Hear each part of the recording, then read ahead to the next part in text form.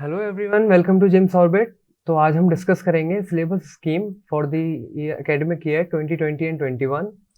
तो जो सिलेबस है वो democratic politics of social sciences का डिक्रीज हुआ है, रिड्यूस हुआ है। तो रिड्यूस होने के बाद जो हमारे पास बचता है, क्या क्या पढ़ने का रहता है हमारे पास और क्या क्या नहीं, वो आज हम देखेंगे। तो स्टार्टिंग अपॉन फर्स्ट, हमें देखना है कि ये सारे चैप्टर्स हैं जो आपकी बुक डेमोक्रेटिक पॉलिटिक्स में मेंशन है, और ये 8 चैप्टर हैं, जैसे कि power sharing, federalism, democracy and diversity, gender, religion and caste, popular struggles and movements, political parties, outcomes of democracy and challenges to democracy. अब इसमें जो चैप्टर्स हैं जो कि रेड में हैं, ये चैप्टर्स हैं जो कि हट चुके हैं। इनफैक्ट मतलब ये आपके स्कूल में पढ़ाए जा सकते हैं, स्कूल में इससे क्वेश्चंस भी आ सकते हैं, पर ये बोर्ड की एवेल्यूएशन में नहीं आएंगे, बोर्ड एग्जाम में आपके ये चैप्टर्स नहीं होंगे। तो क्या क्या है ये? फर्स्ट है पावर शेयरिंग, सेकंड है फेडरलिज्म, थर्ड है पॉलिटिकल पार्टीज एंड फोर्थ है आउटकम्स ऑफ डेमोक्रेसी। तो हम इनके बारे में देखेंगे कि क्या क्या है ये चैप्टर्स, क्या क्या है इनका स्टडी प्लान है, कैसे कैसे ये आगे पढ़ाए जाएंगे। तो let's start with the chapter details, obviously. So first is power sharing. So the power sharing, as the name suggests, is the distribution of power distribution, power sharing. We will study in the 3 heads. First head is case studies of Belgium and Sri Lanka. In this we will study the structure of the Belgium and structure of the Sri Lanka, their composition, their population and their governance system. And the second one is why power sharing is desirable, meaningly how power sharing is important, what are the values of power sharing, and why do we need power sharing actually. So why do we need power sharing? So basically let us understand with a small example that in country like ours in India, we have the prime minister at the national level and we have the chief minister at the state level. So they both are the head of their government in their periphery, meaningly the prime minister is the head of the central government and the chief minister is the head of the state government. So basically how do they work? They both have equal position, they both have equal status in their respective area.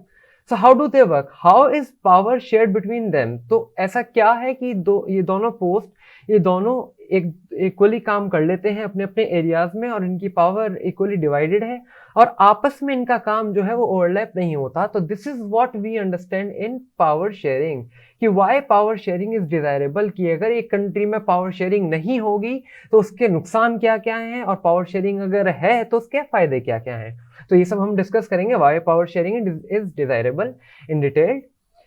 And the third is forms of power sharing, की power sharing के forms क्या क्या हैं, मतलब क्या kind है, किस तरीके से पावर शेयरिंग काम करती है, किस किस लेवल पे होती है और किस किस में होती है, लोगों में होती है, गवर्नमेंट के लेवल्स में होती है, पॉलिटिकल पार्टीज में होती है, और होती है तो कैसे ये काम करती है। तो बेसिकली इस चैप्टर को सम अप किया जाएगा इन 3 हेड्स में, जो कि case studies, power by importance of power sharing and the forms of power sharing, और ये चैप्टर हमारा कंप्लीट हो जाएगा। This is a small chapter, conceptual chapter है और we will study it elaboratively.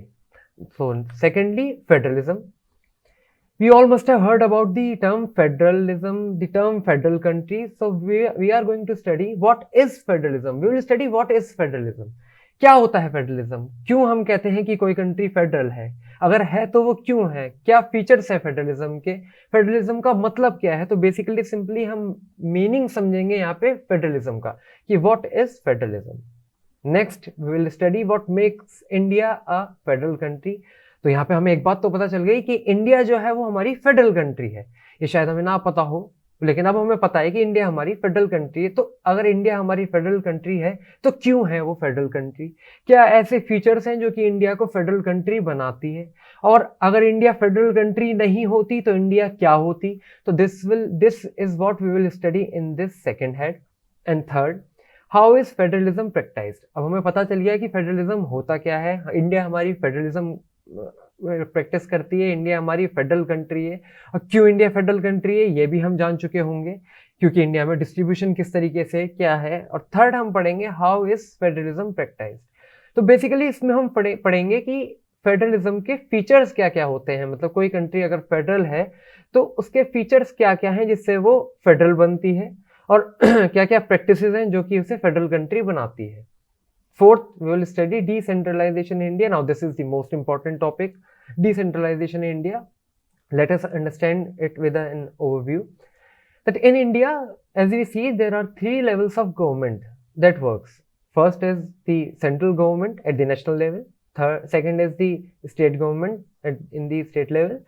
And third is the local government. तो basically ये governments 3 तरीके की हैं. इनके काम क्या क्या हैं, कैसे इनमें पावर डिस्ट्रीब्यूट है और कैसे ये काम करते हैं कि एक दूसरे की पावर को ना ओवरलैप करें, ना ओवर रीच करें, ना इंट्रूड करें.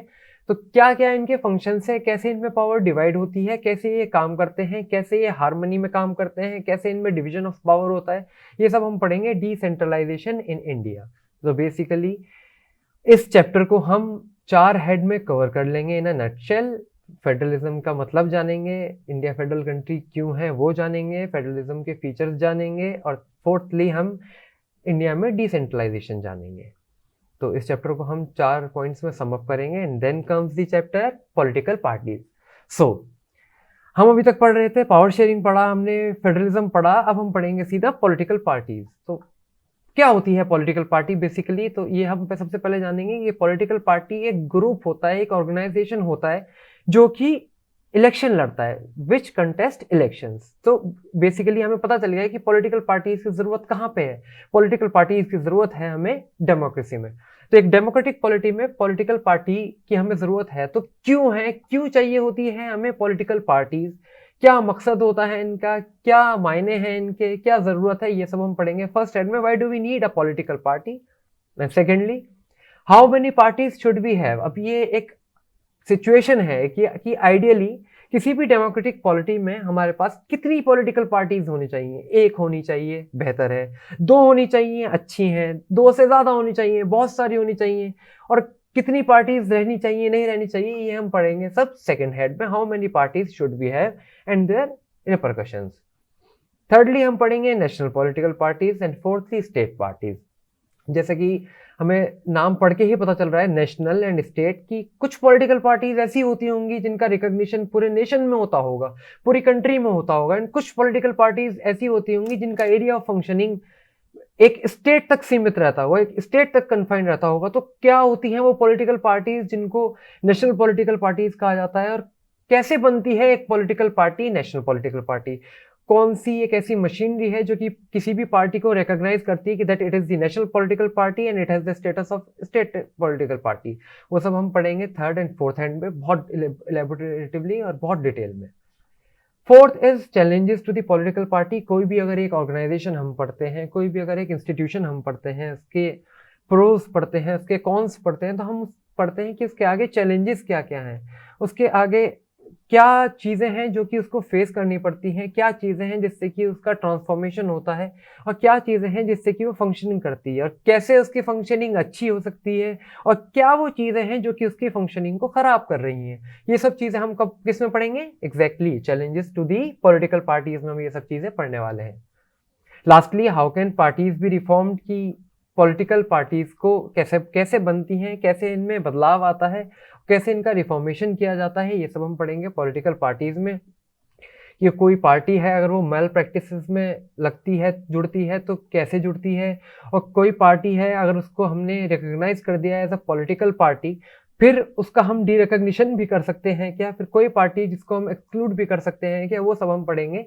How can parties be reformed. तो बेसिकली इस चैप्टर को हम कवर करेंगे 6 हेड में, बिल्कुल बेसिक अंडरस्टैंडिंग के साथ, और इस चैप्टर को हम सम अप कर देंगे as it is. Now moving on, the next chapter is outcomes of democracy. तो अभी तक हमने पावर शेयरिंग पढ़ा, पावर शेयरिंग के काइंड्स देखे, पावर शेयरिंग में सब कुछ देखा, हेड्स देखे उसके, फिर हमने पॉलिटिकल पार्टीज देखा, फिर हमने फेडरलिज्म देखा. तो ये सब हम अभी तक जो हमारी जो स्टडी थी वो हमारी डेमोक्रेसी सेंटर्ड स्टडी थी. तो अब हम पढ़ेंगे कि जो भी हमने देखा उसके आउटकम्स क्या हैं, कि किसी भी एक डेमोक्रेटिक पॉलिटी में हम डेमोक्रेसी के रिजल्ट्स को असेस कैसे करते हैं. First head is, this is the very first head, how do we assess democracies outcomes.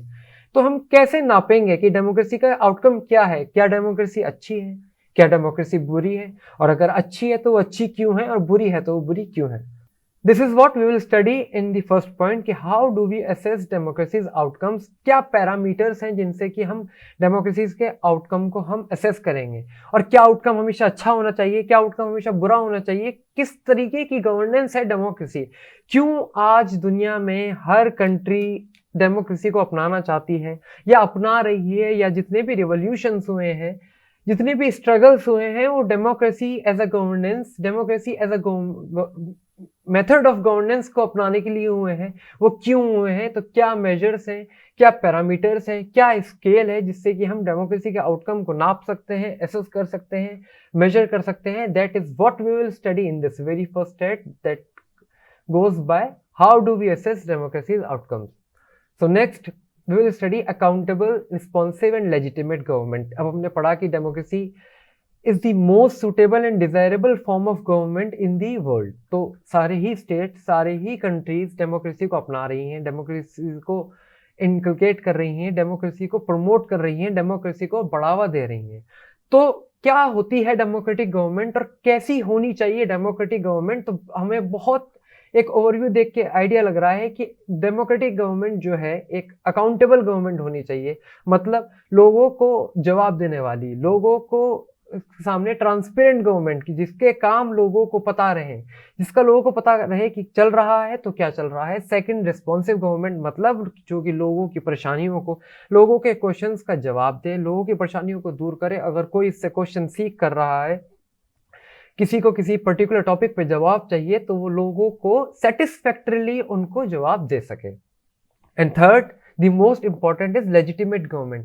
See, legitimacy is the point which distincts the democratic government from any other form of government.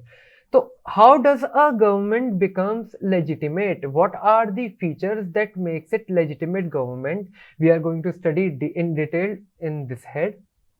Now third, economic growth and development की एक democracy में है, एक democracy में economic growth कैसे function होती है, कैसे इकोनॉमिक ग्रोथ प्रोलिफरेट करती है और कैसे डेवलपमेंट होता है। This is the third point we will study in the democracy. Fourth is the reduction. See, this fourth, fifth, and sixth point, these are the very important aspects of any democracy. These include the rights and the responsibilities and the duties of a democratic government as well as citizens. So, reduction of inequality and poverty. What do we understand by this? We understand that this is the obligation of a democratic government as well as people also, secondarily. But this is the primary duty of any democratic government, which is to reduce inequality and poverty. See, democracy itself promotes, it preaches equality. Democracy को सबसे बेहतर governance माना ही इसलिए गया क्योंकि जो democracy है वो मतभेद को बढ़ावा नहीं देती है, वो समानता को बढ़ावा देती है, वो इक्वालिटी को बढ़ावा देती है। तो क्या क्या वो तरीके हैं जिससे कि इनइक्वालिटी को रिड्यूस किया जा सकता है, क्या क्या वो तरीके हैं जिससे इनइक्वालिटी को सप्रेस किया जा सकता है और इक्वालिटी को प्रमोट किया जाएगा, वो हम पढ़ेंगे इस फोर्थ हेड में. एंड देन दी पॉवर्टी, जो कि अभी तक की सबसे बड़ी प्रॉब्लम है, इनफैक्ट इंडिया में तो है अभी तक, और बहुत सारे नेशंस ऐसे हैं जो कि बिलो पॉवर्टी हैं. तो कैसे हम पॉवर्टी को ख़त्म कर सकते हैं, क्या क्या मेजर्स हैं जो कि गवर्नमेंट लेती है पॉवर्टी को ख़त्म करने के लिए, कैसे कैसे उससे सिटीजन सेटिस्फाई होते हैं. This is what we will study in the fourth head. Fifthly, we will study accommodation of social diversity. So let us understand what does it mean by social diversity. See, diversity is a phase wherein various people of different culture, different ethnicities, different societies live together. So India is a diverse country. As we say, India is a diverse country. So what do we mean by India is a diverse country? We mean that in India, people of different ethnicities, people who follow different religion, people who speak different language live together, yet we are united. So this is what we understand by accommodation of social diversity, that there exists a unity in the diversity. Meaningly, लोग तो अलग अलग तरीके के हैं, लोग तो अलग अलग भाषाएं बोल रहे हैं, लोगों के अलग अलग रिलीजन्स हैं, लोगों के अलग अलग एथनिसिटीज हैं, लोगों के अलग अलग रेस हैं, yet they are living together. लेकिन फिर भी वो साथ रह रहे हैं. और क्या ऐसे तरीके हैं जिससे कि वो साथ रह पा रहे हैं, जिससे कि उनमें कोई कॉन्फ्लिक्ट नहीं आ रहा, और अगर आ रहा है तो क्यों आ रहा है और क्यों नहीं आना चाहिए. This is what we will study in the accommodation of social diversity. Lastly, dignity and freedom of the citizens. Now this is the most important and most inherent right of the citizens, of any citizenry. Every democratic government gives some freedom to its citizens. क्यों freedom दी जाती है citizens को? ताकि वो उसको exercise कर पाएं, ताकि वो अपने thoughts को express कर पाएं, ताकि उनके actions जो हैं वो फ्री हों, ताकि उनके थॉट्स फ्री हों, ताकि उनके बीच में कम्युनिकेशन फ्री हो। तो क्या क्या फ्रीडम्स हैं डेमोक्रेसी में जो कि सिटीजन्स को ग्रांट की जाती हैं स्टेट के द्वारा, गवर्नमेंट के द्वारा, और कैसे सिटीजन्स की डिग्निटी को मेंटेन किया जाता है? क्यों हमें बुरा लगता है जब हम किसी सड़क पे जाते हैं और हम देखते हैं कि कोई आदमी रिक्शा चला रहा है पैरों से, तो we feel bad for the very person कि यार this is not good, because we feel this is against the very dignity of an individual. तो क्या चीजें हैं वो जिससे कि डिग्निटी ऑफ इंडिविजुअल को प्रिजर्व किया जा सके? क्या चीजें हैं जिससे कि डिग्निटी ऑफ इंडिविजुअल को बढ़ावा दिया जा सके? और जो भी सारी प्रैक्टिसेस हैं, जो भी सारे तरीके हैं जिनसे कि आदमी की डिग्निटी कम हो, जिससे कि ह्यूमन डिग्निटी को मेलाइन किया जाए, ह्यूमन डिग्निटी को स्टेन किया जाए, उन चीजों को हम हटा सकें। That is what we will study in the very last head, that is dignity and freedom of the citizens. So in a nutshell, this is the chapter, this is the study plan of outcomes of democracy. So I hope you all have understood this syllabus. Please subscribe to the channel and share it with your friends as well. We'll see you in the next video with the start of first chapter. Thank you.